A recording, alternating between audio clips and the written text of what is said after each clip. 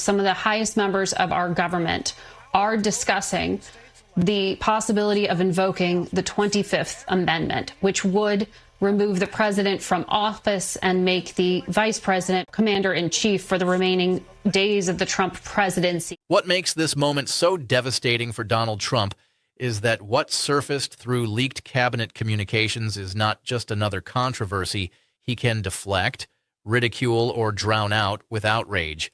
This goes directly to the core of his power.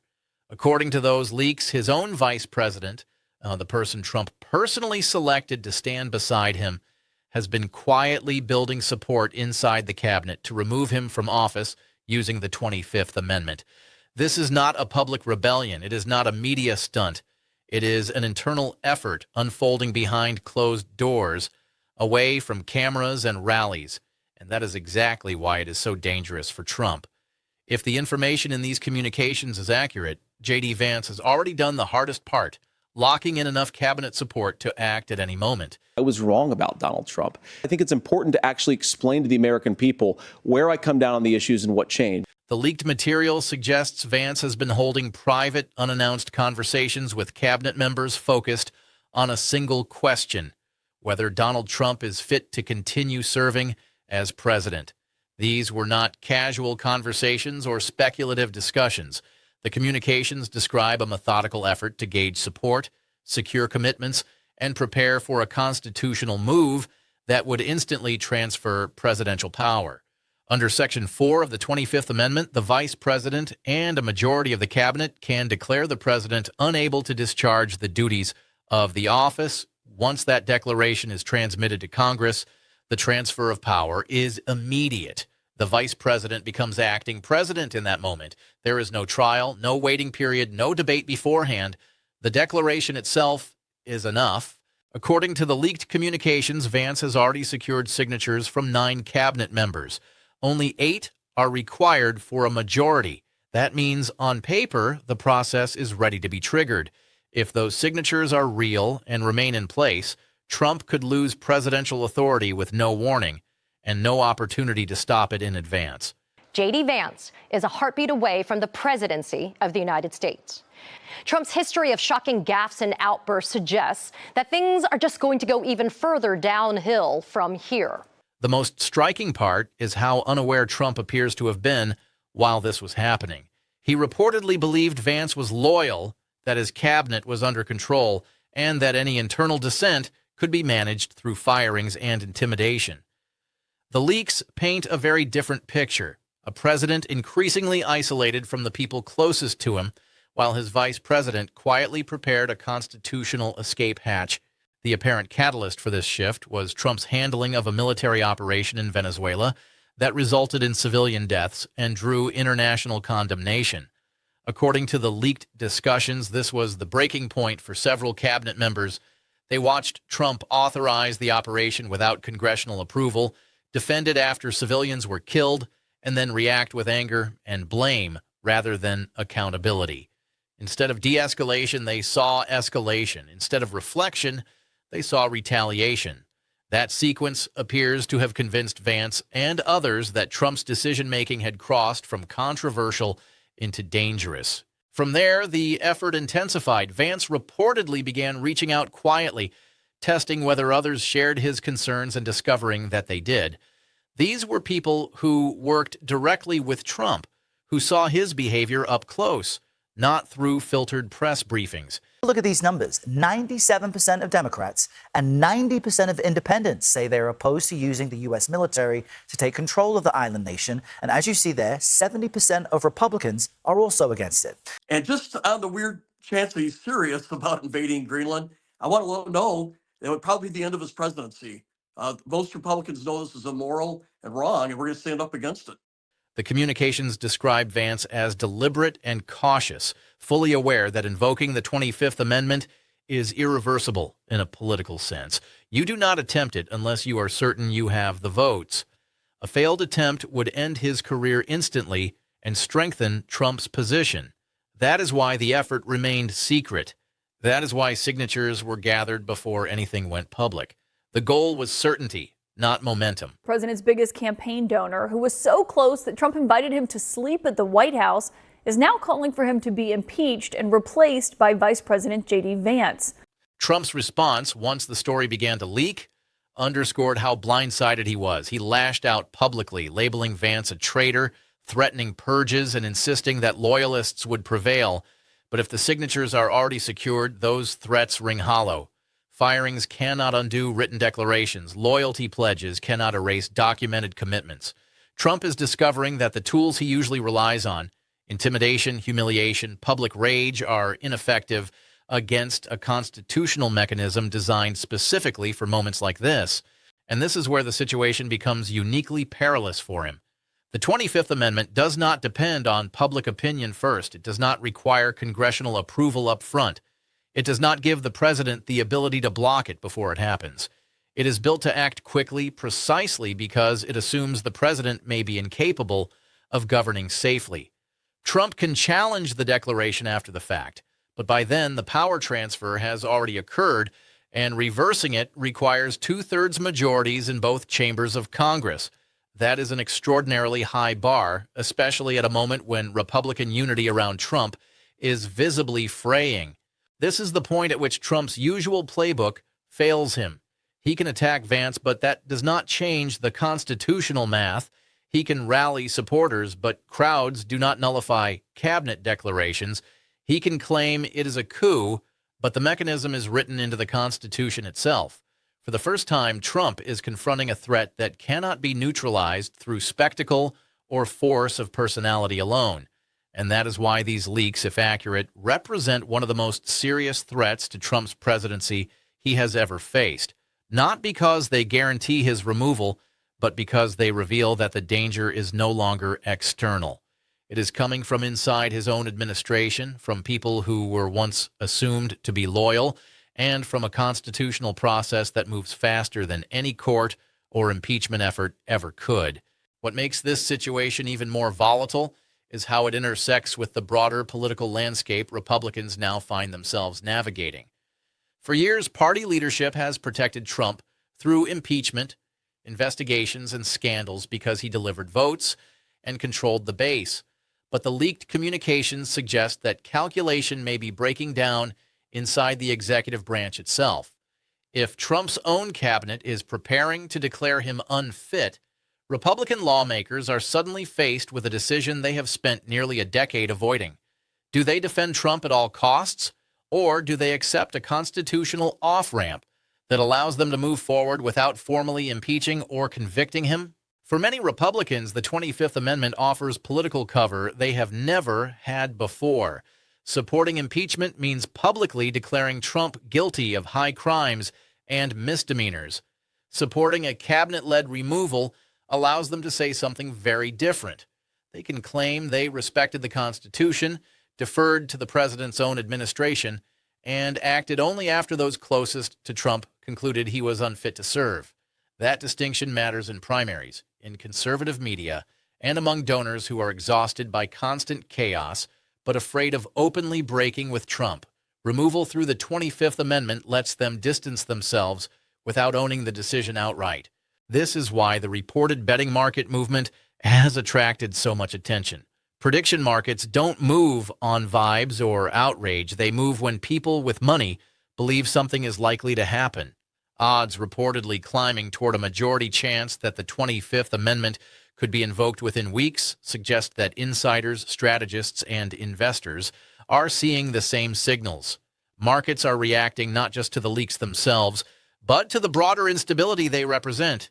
Investors hate uncertainty, and nothing creates uncertainty faster than the question of who is actually running the country. Public opinion also appears to be shifting in ways that make cabinet action easier, not harder. Polling showing strong disapproval of Trump's handling of the Venezuela operation gives Vance and cabinet members an argument that this is not an elite power grab, but a response to public concern. They can frame their decision as one made in alignment with voter sentiment, not against it. That framing matters if Congress is ultimately forced to weigh in. Members of Congress may not want to defend Trump against a cabinet that claims it acted to protect national security and public safety. Meanwhile, the White House itself appears increasingly hollowed out. Reports of staff departures, internal fractures, and constant turnover reinforce the impression of an administration in free fall. When senior aides start leaving or distancing themselves, it sends a message to lawmakers and donors that the center cannot hold. Every resignation becomes another data point suggesting that Trump is losing control of his own government. Every leaked conversation reinforces the sense that decisions are being made elsewhere. Trump's legal problems compound this sense of collapse. He is simultaneously fighting court cases, watching judges block his policies, and facing renewed impeachment pressure from Democrats. These pressures might be manageable individually, but together they create an overwhelming sense that every institution is now pushing back at once.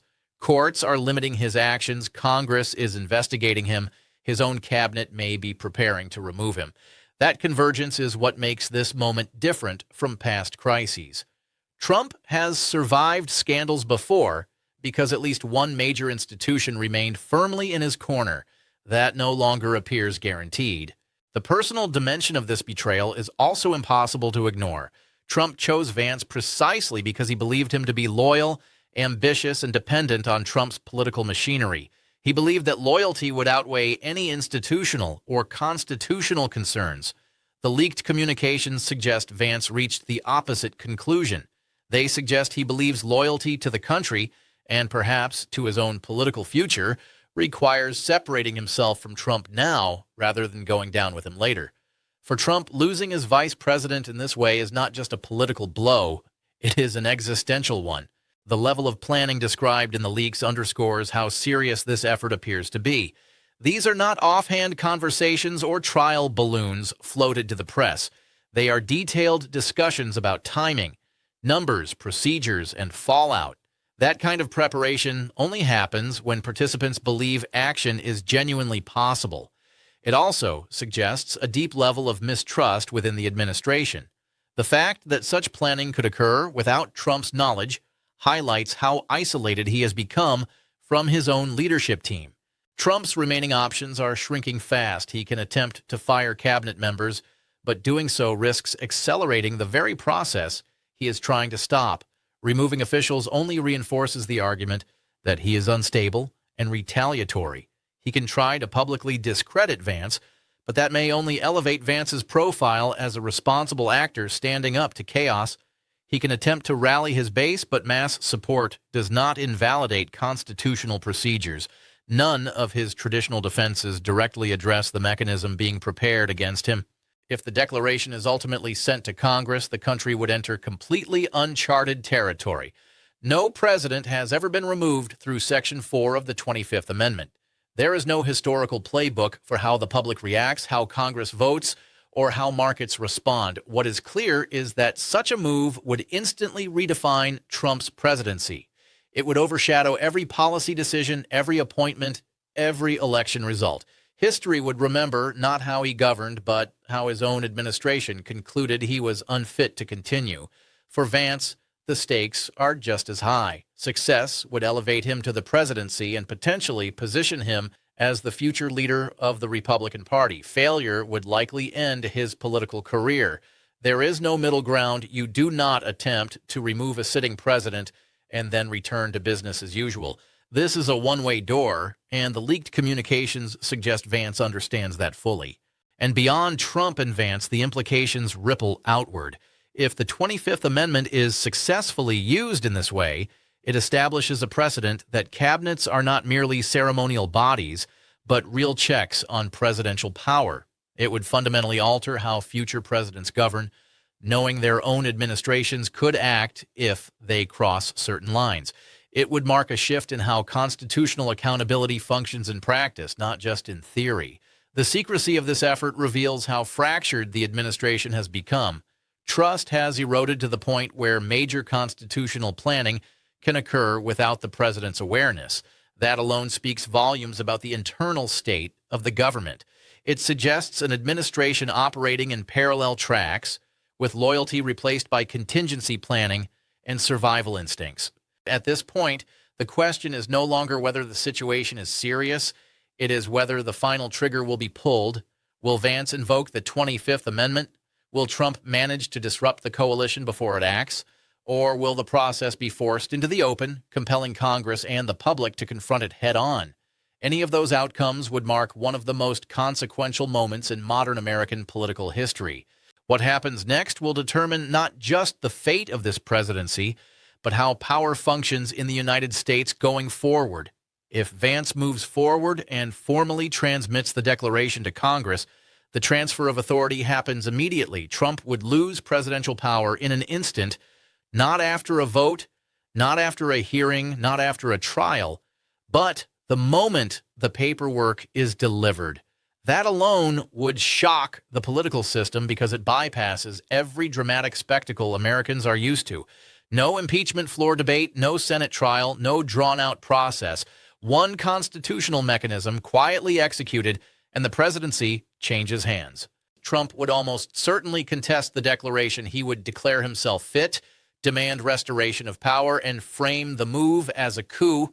That response would trigger the next phase, throwing the decision to Congress. At that point, lawmakers would be forced to take a position they have desperately tried to avoid. They would not be voting on impeachment articles or criminal guilt. They would be voting on whether the president is capable of performing the duties of his office. And that distinction matters because it changes the political framing entirely. Lawmakers could argue they are not punishing Trump, only responding to an emergency created by his own administration. The pressure on Congress in that moment would be overwhelming. Financial markets would be unstable. International allies would be demanding clarity about who is actually in charge of the United States. Federal agencies would be looking for direction. Military leadership would want certainty about the chain of command. Every hour of delay would compound the chaos. That urgency could push lawmakers who might otherwise hesitate to support keeping Trump sidelined simply to restore stability. If Congress ultimately sides with Vance, Trump's presidency would effectively end not with a resignation or an election loss, but with a constitutional declaration of incapacity. That would permanently alter how history remembers him. He would not be remembered only as a controversial or polarizing president, but as one whose own administration concluded he was unfit to govern. That label would follow him forever, eclipsing every other aspect of his political legacy. Even if Trump manages to stop the process, the damage may already be irreversible. The mere fact that his vice president and cabinet seriously considered invoking the 25th Amendment shatters the perception of control and authority that Trump has always relied on. Future negotiations with Congress, foreign leaders, and even his own party would be colored by the knowledge that his inner circle once moved to remove him. Power depends as much on perception as on formal authority, and that perception has been deeply compromised. This moment also exposes how fragile Trump's governing coalition has become. His base may remain loyal, but governing requires more than rallies and social media posts. It requires functioning institutions, cooperation from subordinates, and trust within the executive branch. The leaked communications suggest that trust is gone. When senior officials begin planning for removal instead of policy, governance has already broken down. There is also a longer-term consequence that extends beyond Trump himself. If this episode unfolds fully, it will redefine the role of the vice president and the cabinet in American governance. The 25th Amendment has existed for decades, largely theoretical, discussed mostly in law school classrooms and op-eds. Seeing it move from theory to near execution would permanently change how presidents select cabinet members and vice presidents in the future. Loyalty alone would no longer be enough.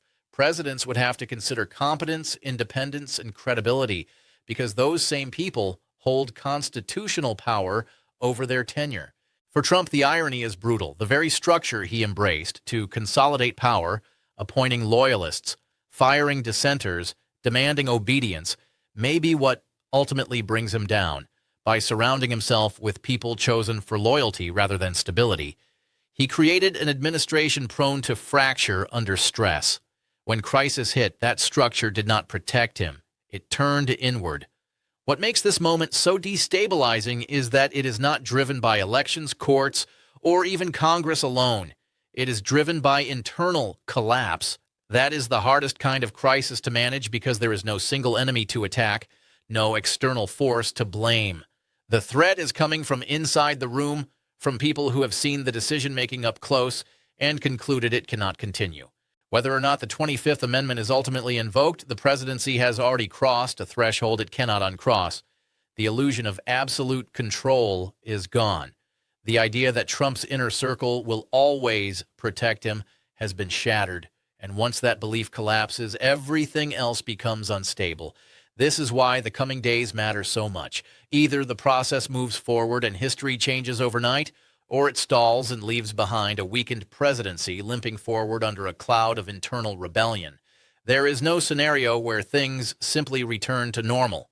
The system has been exposed, the fractures laid bare, and the consequences will echo long after this immediate crisis passes. We are watching a presidency confront its most dangerous enemy, not opposition politicians or prosecutors, but reality. And reality does not bend to loyalty tests or threats. It asserts itself whether a leader is ready or not. The next move will decide whether this moment becomes a footnote or the defining collapse of an administration. Either way, American history is being written in real time, and the outcome will reshape how power, accountability, and constitutional limits are understood for generations to come.